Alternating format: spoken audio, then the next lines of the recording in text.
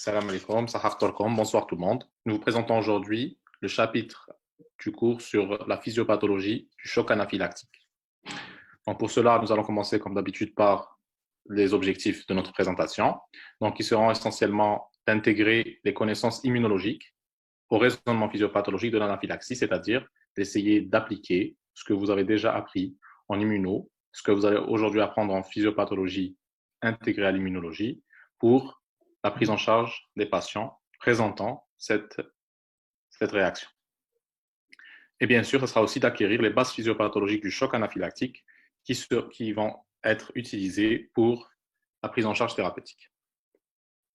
Pour cela, donc, nous allons commencer par des définitions. Beaucoup d'éléments doivent être intégrés avant de comprendre la physiopathologie du choc anaphylactique. C'est-à-dire en fait que si nous devons décomposer cet état de choc, on le décomposera en deux parties. La partie du choc, c'est-à-dire de l'insuffisance circulatoire aiguë que nous avons déjà abordé lors de la série sur les états de choc. Donc, si on rappelle les mécanismes physiopathologiques des insuffisances circulatoires aiguës et donc des états de choc, le choc anaphylactique va s'inscrire dans le cadre des chocs distributifs. Ainsi que la deuxième partie, c'est-à-dire quel est le primum movens de ce choc distributif, qui est l'anaphylaxie. Et donc, cette anaphylaxie qui est en fait une réaction grave d'hypersensibilité. Donc, nous allons revoir un peu les hypersensibilités et celle qui nous intéresse aujourd'hui, l'hypersensibilité de type 1 ou allergie IgE médiée, allergie immédiate IgE médiée ou non IgE médiée, anciennement anaphylactoïde, encore utilisé aux États-Unis. Le terme donc anaphylactoïde est réservé aux réactions anaphylactiques d'origine non immunologique. Donc nous allons revoir la physiopathologie ou les mécanismes physiopathologiques de l'anaphylaxie en passant par la définition de l'allergie et de l'atopie que nous allons voir tout de suite. Donc, pour la classification des hypersensibilités, vous savez que la classification de Gell et Coombs classe les hypersensibilités qui sont donc une réaction exagérée de l'hôte ou du système immunitaire de l'hôte vis-à-vis d'un antigène, qu'il soit endogène ou exogène. L'hypersensibilité de type 1 s'inscrit dans le cadre des hypersensibilités immédiates, qui sont donc généralement IgE médiées, c'est-à-dire dans l'anticorps principal, c'est l'IgE, qui va être à l'origine du déclenchement de cette réaction. Mais nous savons qu'il y a des réactions de type 1, mais qui ne sont pas IgE médiées. L'antigène est généralement un antigène soluble, exogène, c'est-à-dire qui vient de l'extérieur. Cet antigène va s'appeler allergène et nous allons décrire ses propriétés. Il existe plusieurs cellules effectrices, essentiellement les mastocytes et les basophiles, qui sont donc les cellules centrales de la réaction d'hypersensibilité de type 1. Cette réaction d'hypersensibilité a un large éventail de signes cliniques, allant de la simple rhinite allergique jusqu'à l'arrêt cardiaque et le choc anaphylactique grave, c'est-à-dire une inflammation qui peut être localisée par exemple à l'épithélium respiratoire dans le cas des rhinites, conjonctivite, voire à l'épithélium bronchique en cas d'asthme, et pouvant aller à une réaction inflammatoire généralisée que nous appelons l'anaphylaxie. Donc cet allergène, qui est donc l'antigène responsable du déclenchement de cette réaction anaphylactique, est une substance qui est normalement non immunogène, c'est-à-dire que pour la plupart des individus, ces substances-là, cet antigène-là ne déclenche pas ou n'induit pas de réaction immunitaire chez l'organisme. Donc il y a certains individus qui vont être sensibilisés à cet antigène, c'est-à-dire qu'ils vont devenir réactifs à cet antigène et lors de réintroduction ultérieure, manifester des réactions pathologiques. Ce qui suppose que pour qu'une allergie se développe, il faut un premier contact avec l'allergène qu'on appelle phase de sensibilisation et un deuxième contact qu'on appellera donc la phase de réaction. Ces allergènes sont généralement des antigènes de petite taille, des molécules de petite taille, généralement de type protéique ou peptidique. Ils peuvent donc être transmis ou ils peuvent pénétrer l'organisme par différentes voies, essentiellement la voie aéroportée pour ce qu'on appelle les pneumallergènes, la voie digestive pour les trophallèrgènes, ou parfois, après effraction cutanée, par exemple lors d'une injection intramusculaire, injection intraveineuse, ou alors lors d'une piqûre, par exemple les piqûres d'hyménoptères, donc les piqûres de guêpes ou d'abeilles, par exemple.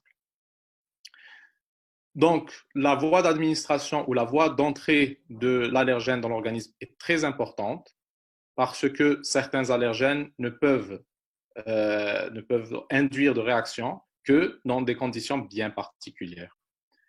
Nous savons que, en fait, les allergènes, enfin les allergies à des composants différents, aux composants retrouvés dans la nature, sont des allergies qui sont développées contre un allergène qui est retrouvé dans un système de substances différentes qui vont être des adjuvants à cet allergène, c'est-à-dire qui vont permettre à cet allergène de mieux pénétrer. Par exemple, les allergènes retrouvés dans les déjections d'acariens ne peuvent pénétrer ou sont aidés dans leur pénétration à l'intérieur de l'organisme par des enzymes qui sont retrouvées, des protéases qui sont retrouvées dans ces mêmes déjections. Et donc, ces enzymes vont aider à la pénétration de l'antigène.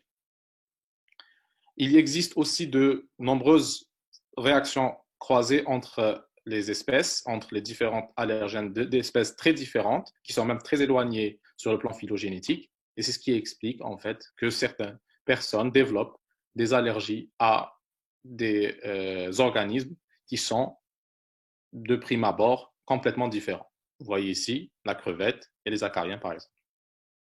Les composants allergéniques donc sont généralement, comme nous avons dit, des familles de protéines et l'allergologie moléculaire nous a permis de déterminer des composants, d'identifier des composants bien particuliers et qui ont été classés selon leur degré de risque de réaction systémique, c'est-à-dire que si nous trouvons un allergène, enfin si nous trouvons un patient qui est sensibilisé, c'est-à-dire dont il présente des IgE ou bien une réaction cutanée contre un allergène donné, on peut identifier cet allergène en le classant selon le type de ces quatre familles-là. Et s'il fait partie d'un de ces quatre types, on saura est-ce que ce patient est susceptible de faire des réactions graves et donc devra bénéficier de traitements allergologiques bien particuliers tels que la désensibilisation, ou bien, au contraire, il ne risque pas de faire de réactions allergiques graves et donc on pourra même lui permettre de ne pas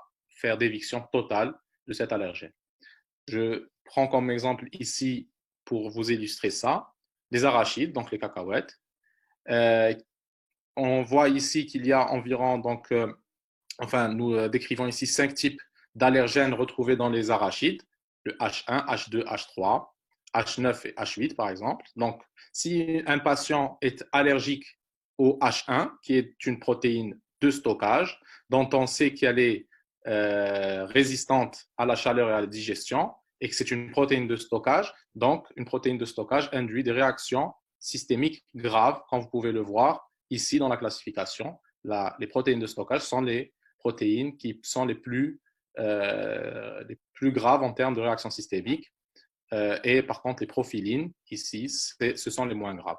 Et en même temps, il n'existe pas de réaction croisée entre les protéines de stockage et d'autres protéines. Donc, un patient qui est allergique au H1 sera probablement allergique qu'à l'arachide et pas à d'autres allergènes.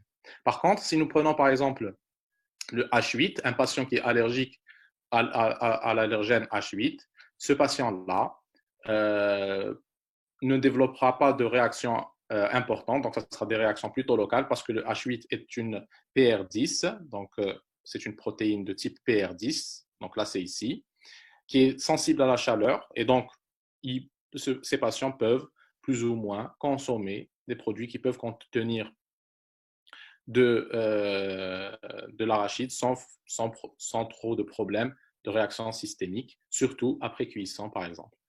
Mais ces patients pourront développer des allergies croisées, par exemple des allergies croisées avec le pollen de bouleau, qui est donc le fait que ce type d'allergènes sont capables d'induire des réactions croisées. Voilà pour résumer un peu, pour avoir une idée sur l'antigène responsable de cette réaction anaphylactique et ses propriétés. Alors, pourquoi est-ce que certains patients développent une réaction allergique et d'autres pas? On appelle ça l'atopie. Donc, l'atopie est une tendance personnelle ou familiale à induire une réaction de type IgE contre de faibles quantités. Et il faut souligner ça, c'est qu'une faible quantité d'allergènes suffit pour induire la production et la réaction clinique typique de l'anaphylaxie. Donc, généralement, par exemple, si un des deux parents est allergique, c'est-à-dire que ce patient a un terrain familial d'atopie, vu que ses parents sont allergiques, il y a un risque de 40% de chance, enfin, il y a 40% de chance pour que leur enfant développe une allergie, vu le terrain d'atopie familiale. Donc, en fait, l'atopique, c'est ça, c'est un profil, c'est un phénotype de patient qui est généralement génétiquement déterminé, mais aussi il existe des phénomènes on va dire, environnementaux qui vont accentuer cette susceptibilité individuelle, génétique, à développer des réactions contre des protéines qui sont inoffensives chez les autres individus, qu'on appelle donc l'atopie. Donc, globalement, l'atopie est en même temps d'origine génétique, elle est essentiellement d'origine génétique, elle est multigénétique, on voyait ici, donc plusieurs gènes sont suspectés dans l'atopie, et ce sont généralement des gènes de molécules ou de cytokines, par exemple, qui participent à la réaction inflammatoire, essentiellement donc à la réaction inflammatoire ou la réaction immunitaire de l'allergie, telle que l'IL4, l'IL5, nous le verrons tout à l'heure. Il existe aussi, bien sûr, une susceptibilité, enfin une grande part de l'environnement et beaucoup d'éléments qui évoquent ça, c'est ce qu'on appelle donc les théories hygiénistes, c'est-à-dire que le fait de rester dans un environnement sans contact avec des antigènes et surtout des antigènes développement des réactions de type TH1, c'est-à-dire des antigènes cellulaires, favoriserait la survenue d'allergies. Voilà un schéma qui résume la pathogénèse de l'anaphylaxie. Donc, je vous explique globalement ce schéma et comme ça, nous pourrons détailler étape par étape ce que nous allons voir maintenant. Donc, le mécanisme princeps ou le prima movens de l'anaphylaxie, le trigger de l'anaphylaxie, c'est l'activation des cellules des mastocytes et des basophiles par soit les IgE, c'est-à-dire une réaction antigène-anticorps qui sont fixés sur les cellules, sur les mastocytes et les basophiles. Et donc, cette anaphylaxie sera dite immunologique, ou bien l'activation de ces mastocytes par des voies qui ne passent pas par ces récepteurs immunologiques, par ces IgE, ou bien qui ne passent pas du tout par le système immunitaire. Donc, vous voyez ici, par exemple, il y a certains médicaments qui sont dits histaminolibérateurs, c'est-à-dire qui vont induire l'activation du mastocyte sans passer par le système immunitaire, ou parfois certaines substances ou certains risques d'allergie sont dus à l'activation de systèmes qui ne font pas partie des IgE, donc du système IgE médiés et qui sont donc généralement qui passent par exemple par le complément à travers ce qu'on appelle donc les anaphylatoxines que sont le C3A et le C5A. Donc l'activation des mastocytes et des basophiles va être à l'origine de libération de leurs médiateurs qu'on verra tout à l'heure, qui sont donc divisés en trois, les médiateurs préformés, en chef de file l'histamine et d'autres enzymes, les médiateurs néoformés, donc qui sont donc des dérivés d'acide arachidonique dont le chef de file sont les prostaglandines et les leucotriènes, et des médiateurs transcrits que sont, on verra, les cytokines pro-inflammatoires, essentiellement l'IL4. Donc la libération de ces substances par les mastocytes et les basophiles va être à l'origine de réactions multisystémiques selon l'organe cible, c'est-à-dire généralement là où il y a l'activation du mastocyte, ou bien une réaction qui peut aller jusqu'à une réaction généralisée, c'est-à-dire qu'il y a une activation des mastocytes et des basophiles de tout l'organisme. Donc, on peut avoir, et c'est plus fréquent, les réactions cutanées, donc avec l'urticaire et l'angio-œdème, les réactions respiratoires avec la toux et bronchospasme, donc déterminées par une dyspnée avec des sibilants, allant jusqu'à donc la crise, l'asthme aigu grave. Les crises ou les atteintes digestives avec des nausées, des vomissements, des diarrhées, donc dues à l'inflammation et la congestion intestinale. Les réactions qui nous intéressent aujourd'hui, qui sont donc les réactions cardiovasculaires, avec donc l'hypotension allant jusqu'au choc, qui peut devenir réfractaire et peut induire un arrêt cardio-circulatoire. Et parfois, nous avons aussi des réactions neurologiques du système nerveux central à type de céphalie. Donc, comme nous avons vu tout à l'heure, l'anaphylaxie passe par deux phases quand elle est IgE dépendante, c'est-à-dire l'anaphylaxie immunologique. Par contre, l'anaphylaxie non immunologique ne passera pas par la première phase de sensibilisation, mais aura en commun la phase de réaction, la phase d'activation mastocytaire, et c'est pour ça que nous allons la voir ensuite lors de la deuxième phase, enfin, quand nous expliquerons la deuxième phase d'emblée.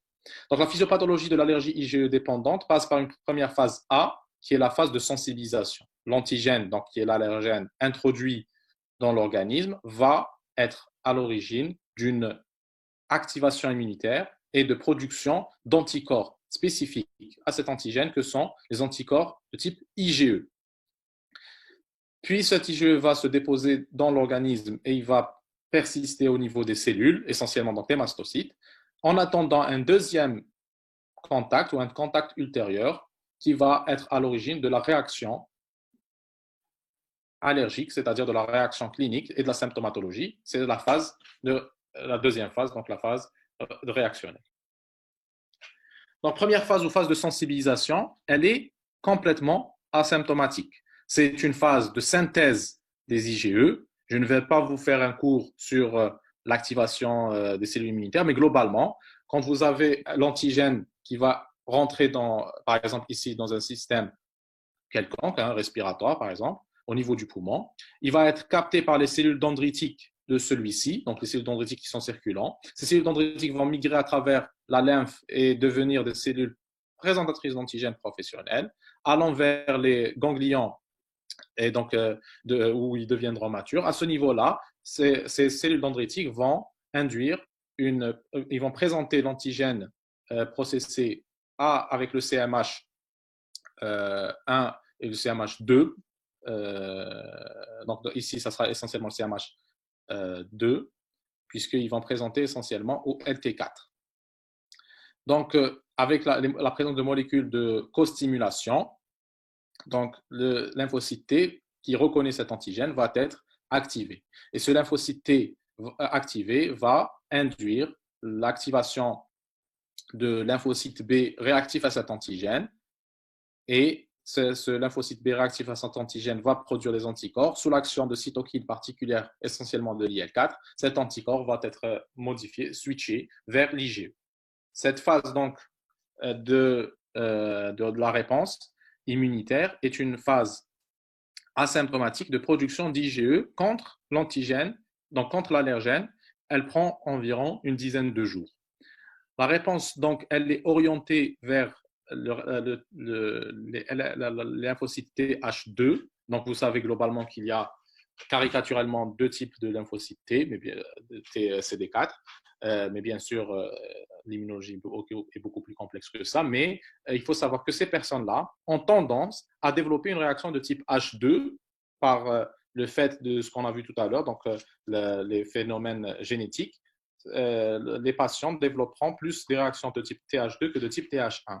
Et donc, ils vont produire les cytokines de cette réponse immunitaire, que sont l'IL4 et l'IL5. Non seulement ces cytokines vont induire la production d'IgE, mais aussi vont favoriser le développement et voire même la la maturation et la prolongation de la durée de vie des cellules effectrices de la réaction allergique que sont essentiellement les mastocytes, mais aussi à travers l'IL5, les éosinophiles. Donc nous allons voir un peu cette IgE puisque c'est la molécule principale du déclenchement de cette réaction anaphylactique. Donc les IgE aussi, je ne vais pas vous faire un cours d'immunologie, ce sont des anticorps qui ont pour but la réaction immunitaire ou la défense contre essentiellement les helminths et leur rôle principal est ce rôle physiologique donc de défense contre les helminthiases. Par contre, chez certains individus, il y aura une production excessive d'IgE. Cette production d'IgE sera détournée ou sera réactionnelle ou sera pardon, j'ai perdu le mot. Donc, cette IgE détournée aura comme cible des allergènes et non pas des parasites et non pas des organismes pathogènes, plutôt des antigènes non pathogènes, inoffensifs, et ça sera l'hypersensibilité immédiate. Donc les IgE, vous savez, ils ont une demi-vie très courte, de 2 à 3 jours environ, c'est pour ça que leur concentration sanguine, elle est faible.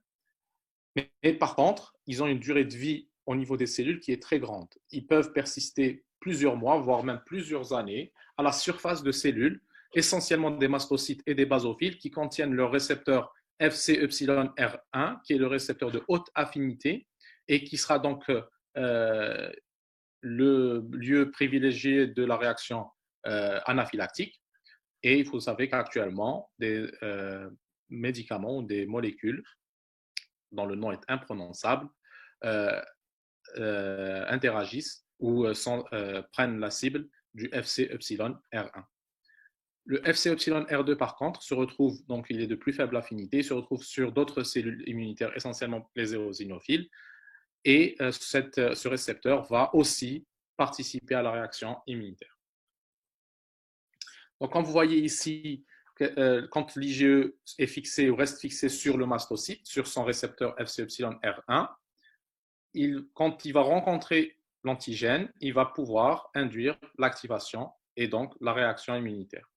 Nous verrons tout à l'heure que cette réaction, dans la base principale, c'est la dégranulation du mastocyte.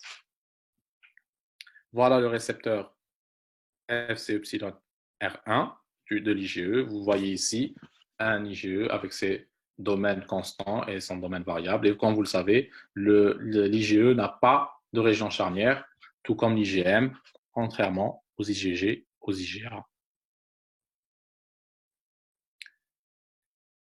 Deuxième phase, la phase réactionnelle ou la réintroduction de l'allergène. Donc, à cette phase-là, la réaction inflammatoire va se faire très rapidement après le contact, quelques secondes, quelques minutes après le contact. Tout dépendra généralement de la voie d'administration, mais il y aura une réaction qui peut durer généralement 60 minutes, mais avec une phase tardive due à l'activation des autres molécules inflammatoires que nous avons vues tout à l'heure, que nous verrons. Et donc, généralement, il peut y avoir une seconde réaction à distance de la première réaction due à cette activation inflammatoire. Et cette phase tardive doit être surveillée, guettée, et on peut tenter de la prévenir. Donc, ce mastocyte, quand il va s'activer, quand il va se dégranuler, il va libérer des médiateurs. Nous avons dit 3 types de médiateurs. Les médiateurs dits préformés, qui sont essentiellement des amines vasoactives dont le chef de file est l'histamine. Il existe aussi d'autres. La sérotonine n'est pas trop prouvée chez l'être humain. Et il y a aussi la libération d'enzymes qui vont augmenter l'action de ces amines vasoactives, telles que la tryptase et la chymase. Nous avons aussi des médiateurs néoformés, donc qui sont d'origine lipidique, essentiellement les prostaglandines et le leucotriene.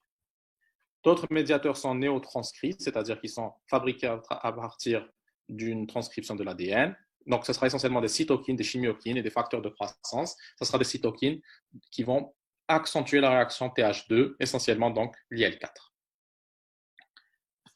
Donc, à cette phase-là, rejoint, donc au niveau de cette phase, il y a aussi la possibilité, enfin, cette phase ressemble à la phase anaphylactoïde, c'est-à-dire à la réaction d'histaminolibération non spécifique ou non immunologique, ou l'anaphylaxie non immunologique, qui est donc la réaction anaphylactoïde.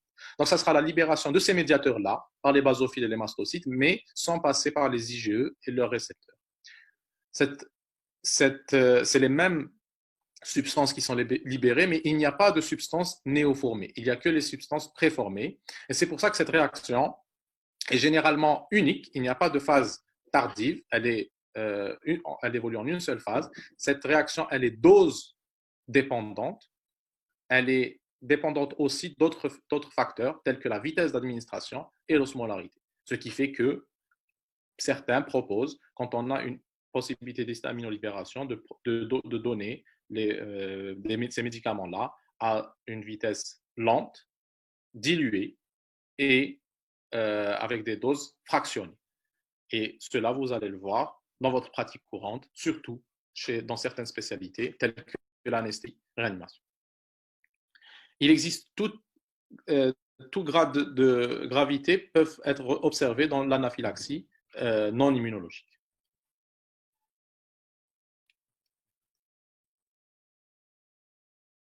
Et comme nous avons dit, la cellule cible de la réaction anaphylactique, c'est la cellule mastocytaire et les basophiles que vous voyez ici dans un frottis sanguin, au microscope optique. Donc, c'est les cellules centrales de la réaction anaphylactique. Ils contiennent des granules préformés qui vont permettre la libération de molécules, essentiellement l'histamine, mais aussi la tryptase. Ces deux molécules peuvent être dosées dans le sang et pourront être utilisées comme diagnostic a posteriori de la réaction anaphylactique. Mais ils ne feront pas la différence entre une réaction anaphylactique et une réaction anaphylactoïde. Donc, généralement, c'est la tryptasémie qui est dosée parce que sa durée de vie dans le sang est plus importante que celle de l'histamine et elle est moins fragile. Mais l'histamine peut être aussi dosée dans le sang. Comme nous avons dit, il y a aussi activation de voies néoformées, essentiellement donc le PGD2, la prostaglandine D2 et les leucotriènes, ainsi que le PAF. Alors, il faut savoir qu'il existe des mastocytes myocardiques qui sont généralement voisinage des vaisseaux coronaires. Et ces mastocytes sont à l'origine d'un vasospasme qui peut aggraver la réaction anaphylactique. Parlons un peu de l'histamine. Donc, l'histamine est un médiateur, c'est le médiateur le plus important de la réaction anaphylactique. Il est le produit de la décarboxylation d'un acide aminé qui est l'histidine. Donc, l'histidine, c'est une histamine décarboxylée, c'est-à-dire qui a perdu son COOH. Et sa diffusion dans l'organisme est très rapide. Donc, il a une demi-vie courte de 1 à 3 minutes. C'est ce qui explique en fait que la réaction est très importante, mais dans la durée est courte. Il agit sur plusieurs récepteurs. Ces récepteurs sont retrouvés dans différents systèmes.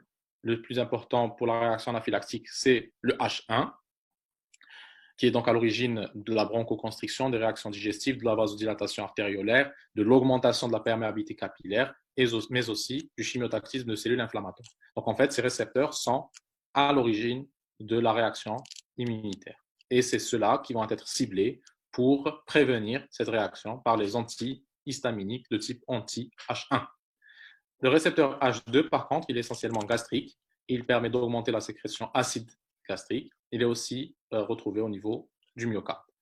Ce récepteur, il est à l'origine donc du traitement anti-H2 pour la protection de l'ulcère gastrique.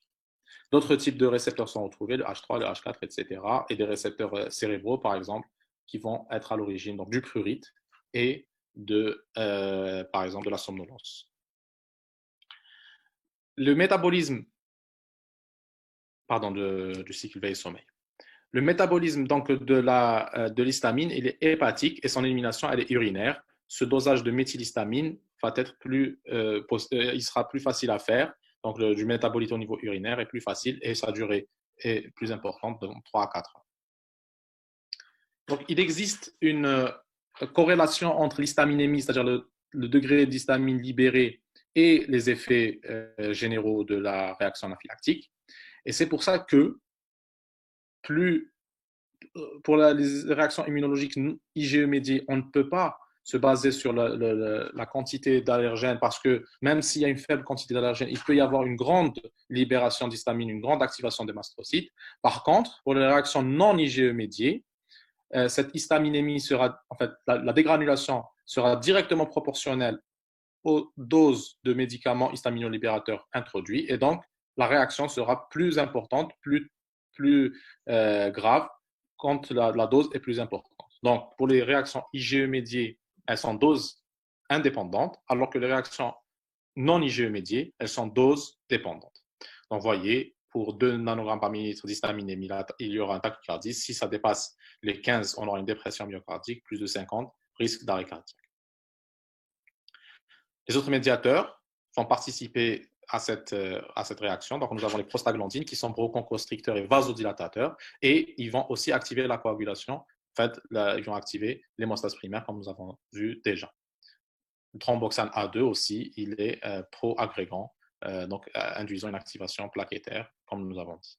Les leucotriènes sont beaucoup plus puissants et plus durables que l'histamine et ils induisent une bronchoconstriction ainsi qu'une vasoconstriction coronaire. C'est ce qui va être à l'origine de la dépression myocardique, entre autres. Le facteur d'activation plaquettaire, aussi libéré par ces mastocytes, et il est à l'origine de l'augmentation de la perméabilité capillaire et d'une agrégation plaquettaire. Le monoxyde d'azote est produit en grande quantité au cours du choc anaphylactique par ces mastocytes et il est à l'origine, donc le monoxyde d'azote, c'est le principal agent vasodilatateur. Il est à l'origine d'une vasodilatation artériolaire responsable de l'hypotension et vénulaire, on le verra tout à l'heure. Donc, toutes ces réactions, tous ces médiateurs libérés vont être à l'origine de réactions diverses qui dépendent donc du nombre de mastocytes et de la quantité de mastocytes activés selon le degré d'immunisation, c'est-à-dire le degré de sensibilisation, selon le type d'allergène sensibilisé ou bien selon la dose de médicaments introduits si c'est dans le type d'une réaction non immunologique. Donc, ça peut aller du simple érythème avec un prurité urticaire, donc le grade 1. Le grade 2, il y aura d'autres signes, donc des signes plus, de signes plus systémiques, tels qu'une tachycardie, une légère hypotension. Il peut y avoir donc aussi les mêmes types de réactions d'œdème des muqueuses, des prurites, urticaires, mais cette fois-ci, nous aurons aussi des signes respiratoires à type de toux et de dyspnée. Le grade 3, c'est le grade du choc anaphylactique. Il suffit d'avoir un de ces signes pour parler de grade 3. Il n'est pas nécessaire donc, d'avoir tous les signes pour dire qu'il y a un grade 3. Donc, un état de choc, un bronchospasme avec cyanose suffisent pour parler de grade 3. Et le grade 4, c'est l'arrêt cardio-respiratoire. Donc, comme nous avons dit, et nous prenons comme exemple ici le choc anaphylactique péropératoire, il existe différentes gravités cliniques et ces gravités cliniques ne sont pas, elles peuvent être immunomédiées ou non immunomédiées, mais généralement les réactions IgE dépendantes sont plus graves que les réactions non IgE dépendantes et nous voyons souvent des urticaires au bloc opératoire induits par l'injection de produits histaminolibérateurs tels que certains hypnotiques, le pentotal ou certains analgésiques et les opiacés, alors que les réactions les plus graves sont des réactions de type IgE médié, donc de type allergique. Si nous reprenons un peu la physiopathologie de toutes ces manifestations, donc nous commençons par les manifestations cutanées. Les manifestations cutanées sont souvent les plus précoces et elles permettent d'orienter le diagnostic. Elles ne sont pas constantes, mais elles sont assez précoces.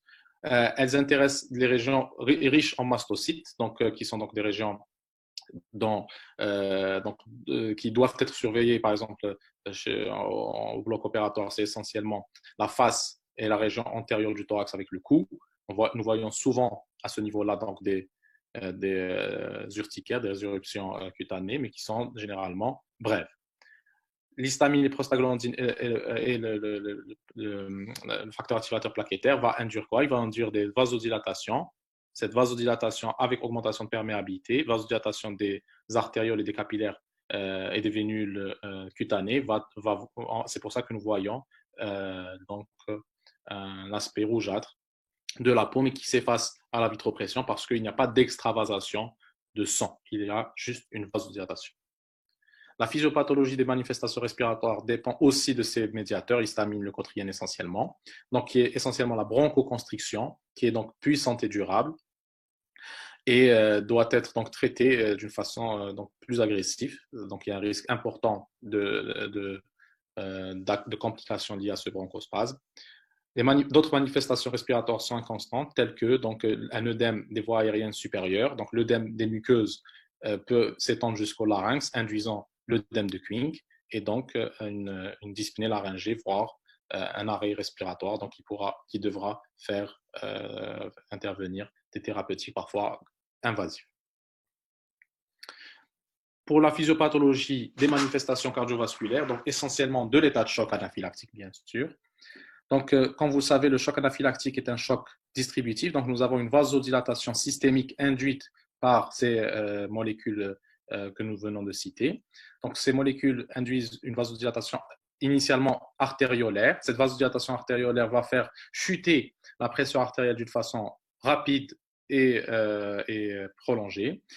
Activer le système nerveux sympathique va être à l'origine d'une tachycardie et d'une augmentation donc, du débit cardiaque pour maintenir la perfusion des organes, essentiellement des organes nobles. Donc, il y aura une redistribution du sang vers le cerveau et le cœur. Donc, cette phase hyperkinétique d'hypotension, de tachycardie avec un débit préservé, voire un débit élevé, va être suivie d'une phase hypokinétique classiquement, donc qui survient quelques minutes après. Donc, c'est extrêmement rapide. Pourquoi? Parce que cette vasodilatation va intéresser aussi le territoire veineux. Ce territoire veineux vasodilaté va diminuer sa compliance et donc il y aura une diminution des pressions de remplissage, c'est-à-dire une diminution de la pression systémique moyenne et du retour de la précharge des ventricules droit et gauche. Cette précharge étant diminuée va induire une diminution du débit cardiaque et je vous rappelle que le débit cardiaque égale toujours au retour veineux. Donc si le retour veineux diminue, le débit cardiaque va diminuer. Vous pouvez revoir notre vidéo sur la physiopathologie, les généralités sur la physiopathologie des états de choc, où nous expliquons un peu plus cette défaillance circulatoire. Alors, ce débit cardiaque étant bas, avec l'hypotension, c'est-à-dire avec la chute des résistances artériolaires, nous aurons une diminution de la perfusion tissulaire, une hypoperfusion tissulaire, ce qui va aggraver la souffrance tissulaire et induire donc une défaillance multiviscérale qui peut aller vers la mort.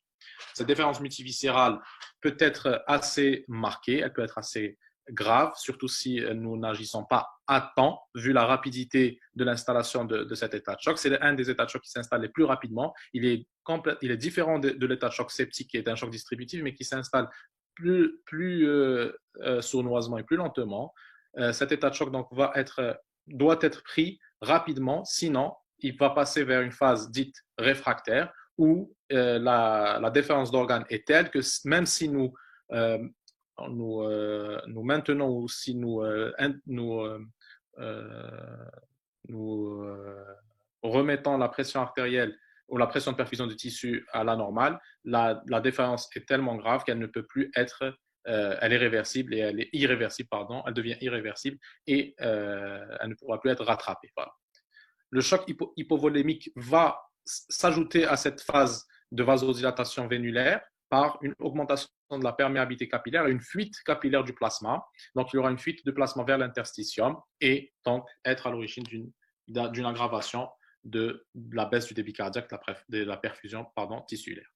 Voilà, donc la perfusion tissulaire est très importante et elle est rapidement altérée en cas de choc anaphylactique. Et vous voyez ici donc une petite expérience sur des souris où on a induit une hypotension par de la nicardipine et en même temps on a induit une réaction anaphylactique par de l'ovalbumine. Donc ces souris étaient sensibilisées à l'ovalbumine. Et nous voyons la chute rapide de la pression tissulaire en oxygène chez les patients anaphylactiques, contrairement chez les souris ayant une réaction anaphylactique, contrairement aux souris chez qui on a induit une hypotension par nicardipine. Donc, cette hypotension n'est pas, cet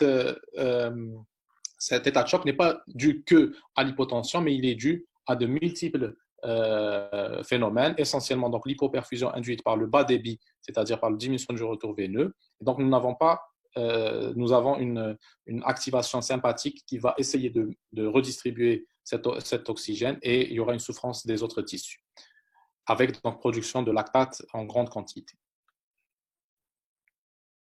Donc la gravité dépend de l'installation rapide du traitement qui se base sur deux principes que sont donc l'adrénaline et le remplissage, et bien sûr l'éviction de l'allergène.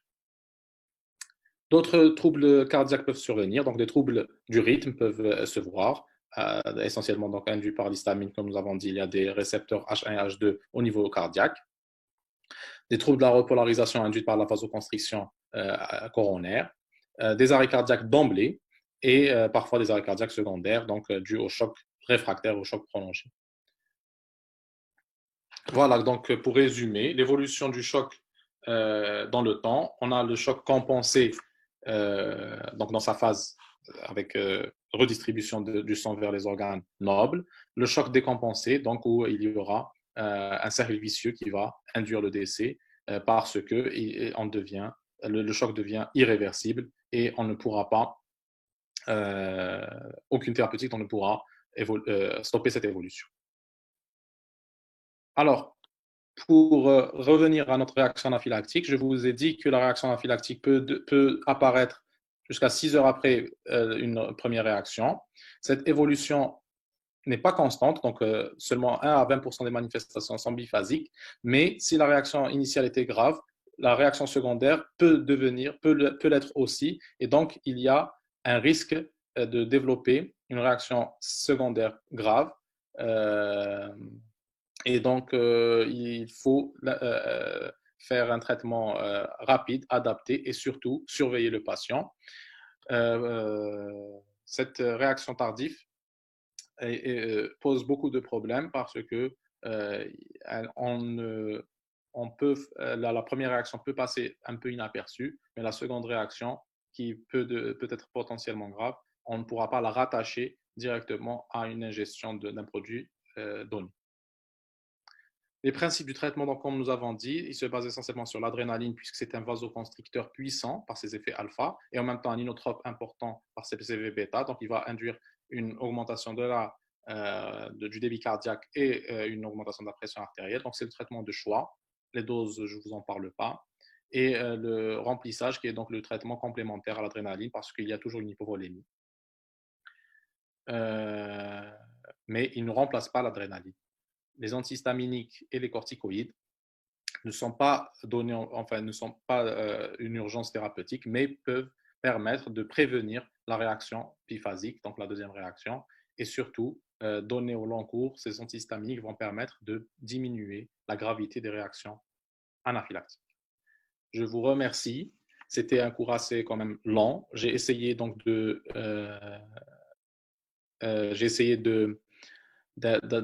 faire un parallèle entre vos connaissances immunologiques et les connaissances physiopathologiques, donc cliniques que vous allez